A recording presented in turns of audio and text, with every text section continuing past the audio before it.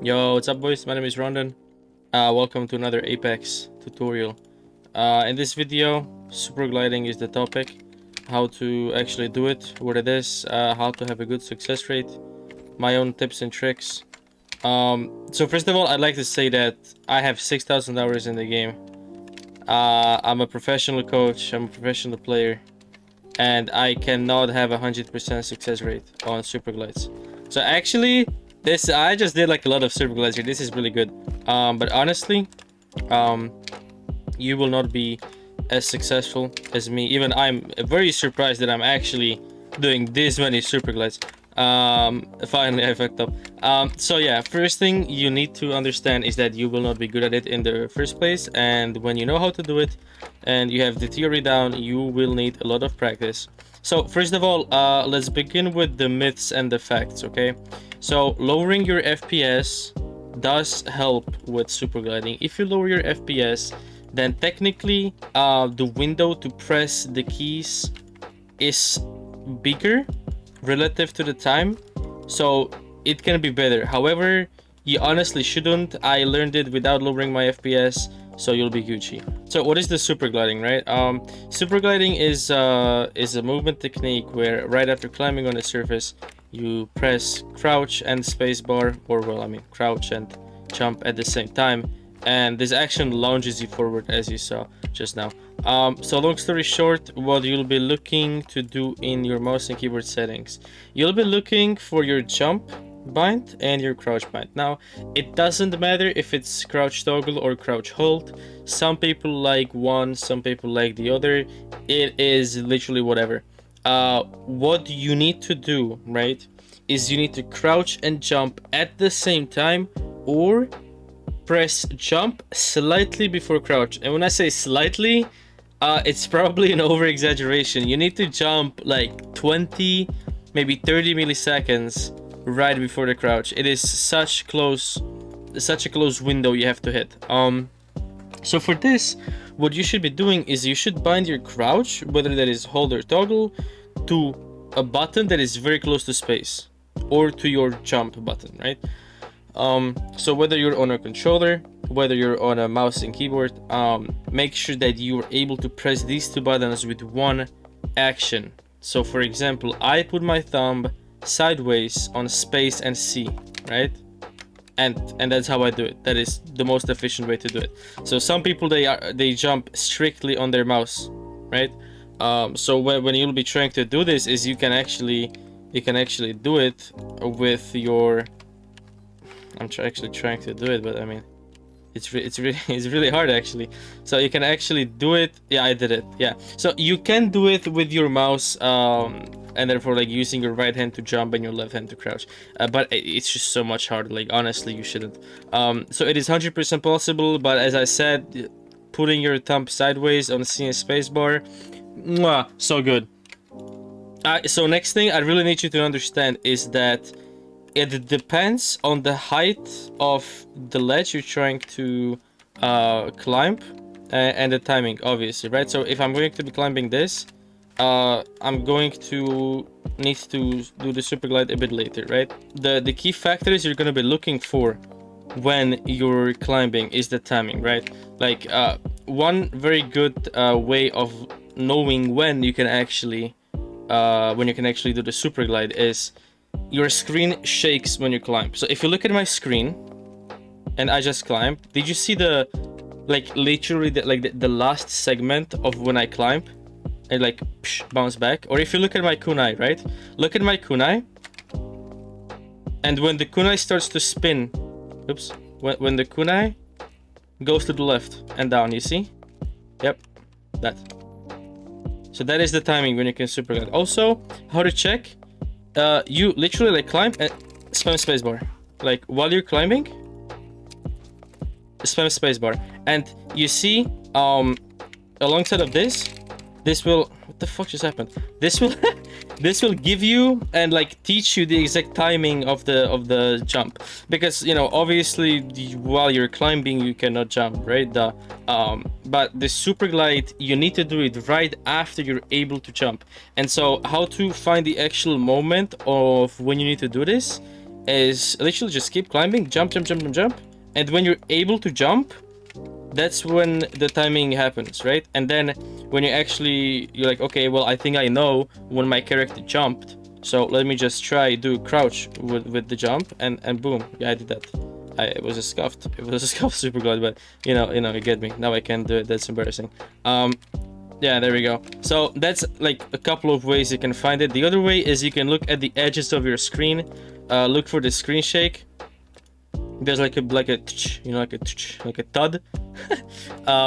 What you can also do is look at the crosshair, the white dot. So I'm not sure if you ever realized, but it's the crosshair in Apex is not like crosshair in Counter-Strike. It's kind of moving, right? So for example, if you start sprinting, hello, excuse me.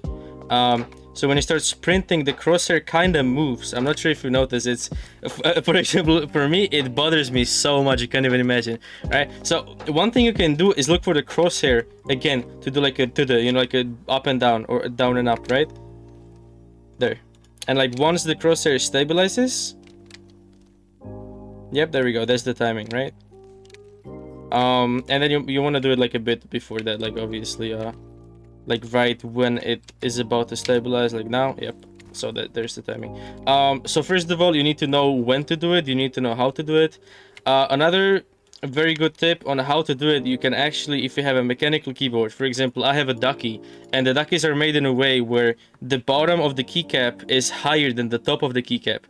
So my spacebar is actually like lower than the C. So whenever I press those two buttons, I don't want to say I have troubles pressing them at the same time, but if I'm a new player, I'm gonna be really confused because like my C is higher than my spacebar, right? So what you can do is remove the C keycap and literally rotate it the other way. And so the front of the keycap is on the bottom, and then the height of both of those keys are on the almost the same level, and this might help you. For me, I've already learned how to super glide like this. It doesn't work for me, and it also looks fucking disgusting on the keyboard. So yeah, but you can do it. It's a way to learn. So for example, how do you actually check whether you're doing it the right way? So when you're on a flat surface and you do jump and space, you see how, okay, let's try it. Let's press it. Boom. Okay, so see, in this example I jumped, and so in this one I pressed spacebar way too soon. I'm gonna do it again. Yeah, again, spacebar too soon, spacebar too soon, spacebar too soon. It cancelled. See? Oh, spacebar too soon. Cancelled, cancelled, cancelled.